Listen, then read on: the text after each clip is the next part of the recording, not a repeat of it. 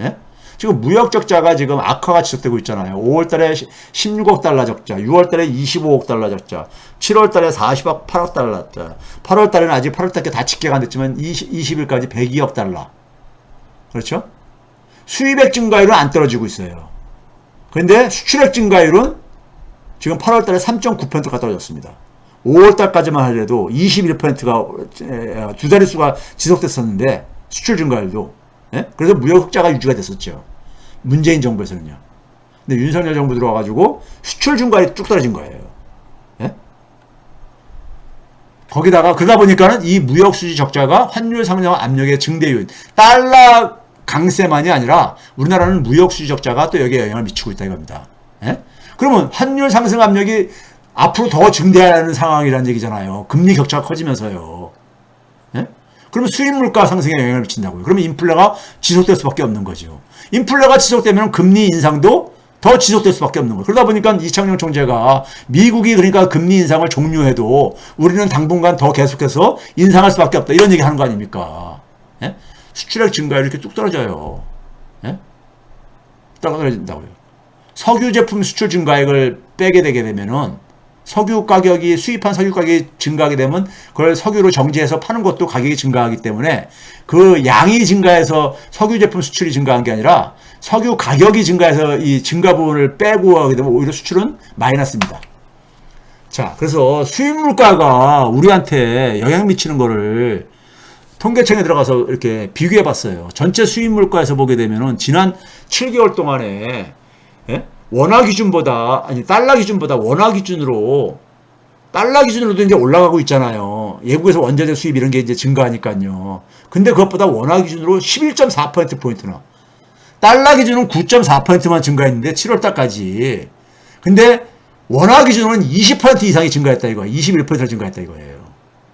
지금 무슨 얘기입니까? 환율이 그러니까 달러 가격으로 올라간 것보다 더 많이 증가했다는 얘기입니다. 환율 증가로 인해 가지고요.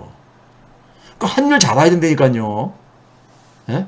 이건 공산품, 농산품, 석유 봐도 다 마찬가지라 이겁니다. 예? 근데 작년 7개월 동안을 보게 되면 그 이전 7개월을 보게 되면은 그렇게 격차가 크지 않았었는데 갑자기 최근에 확 벌어졌다 이거죠. 예? 그렇죠? 거기다가 이제 추경 편성을 좀 마지막으로 해야겠습니다. 이 국가 재정을 지금 이제 내년도 예산 편성하고 있잖아요. 예? 편성하고 있는데 먼저 분식회계를 했더라고요. 분식회계. 이게 우회께 윤석열 정부가 발표한 거예요. 올해 이제 본 예산, 작년도 국회에서 통과시킨 게 수입이 553조 6천억 원이 된다 그랬었어요. 그 다음에 1차 추경, 이거 문재인 정부 때 한 거죠. 똑같죠. 수입이 똑같이 해놨어요. 2차 추경 때는 609조 1천 원으로 증가했는데 이게 뭐냐면요. 뭐가 있었습니까? 윤석열 정부가 들어서면서 그러니까 추경 편성한다면서 2차 추경 그 당시 뭐 자영업자 손실보상 한다면서요. 지방선거 앞두고 예? 자영업자 손실보상 안 하게 되면 저기 저 선거 질까봐 급히 편성한 거 아닙니까? 그러면서 뭐냐면 뭘로 어떤 돈으로 할래 그러니까는 초과세수가 있어. 초과세수가 53조 3천억 원이 더 생길 더 생길 거야 이런 얘기했잖아요. 이 초과세수가 왜 생긴 겁니까요?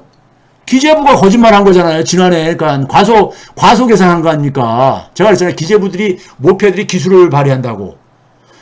자, 정부 재정 지출을 통제하려면은 기재부가 쓰는 기술이 뭐랬었어요?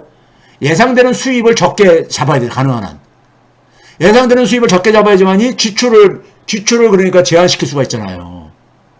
근데 그 예상 수입을 적게 잡게 되면 당연히 그 다음에 뚜껑 열면 그게 이제 사실이 밝혀질 게 아닙니까? 그래서 초과세수가 계속 발생하는 거예요. 예? 그게 53조 3천억 원이 된다는 거예요. 그럼 이게 윤석열 정부가 만들어낸 세금 수입입니까? 아니잖아요. 윤석열 정부 들어와서 무슨 세금을 올렸습니까?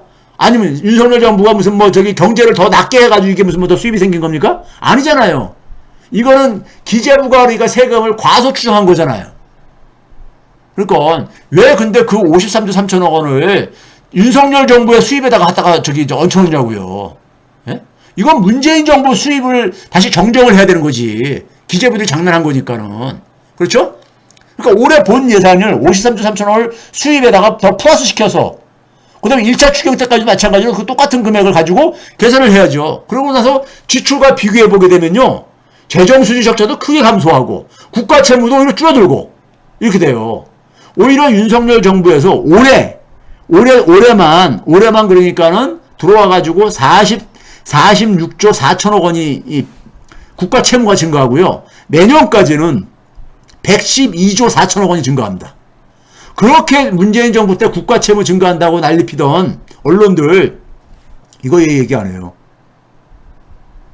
거기다가 내년도요. 내년도 그러니까 자기들 그러니까 역대 최소 규모로 지출을 잡았다 그러는데 이것도 본 예산 기준하고 비교를 해죠. 내년도 추경 편성할 가능성은 저는 거의 100%라고 봅니다. 왜? 내후년에 총선 있잖아요. 내년도 이 예산을 보게 되면요. 예산 내용도 그렇지만은 지금 상반기에 미국 성장률이 마이너스 0.5%고 중국은 마이너스 1.2%예요. 세계 경제가 내년에 지금 다 나빠지고 있잖아요. 그럼 수출이 지금 좋아질 가능성이 없다고요. 내수는 지금 가계소비가 줄어들고 있다고요.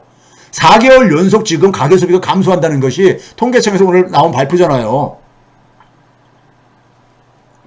그렇죠?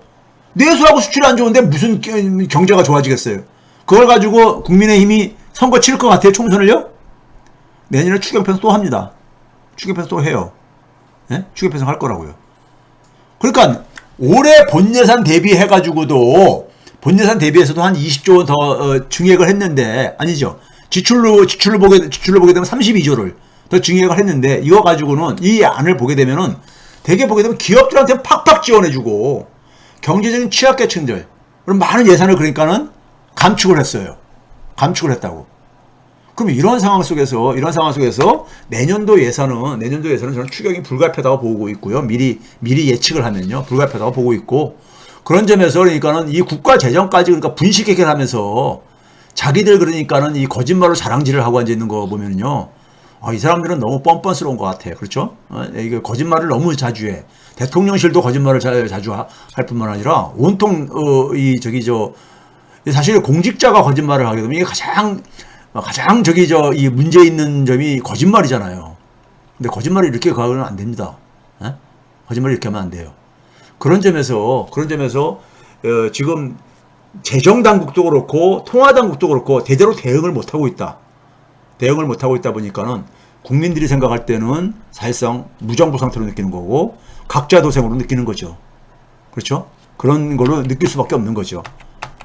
그렇죠.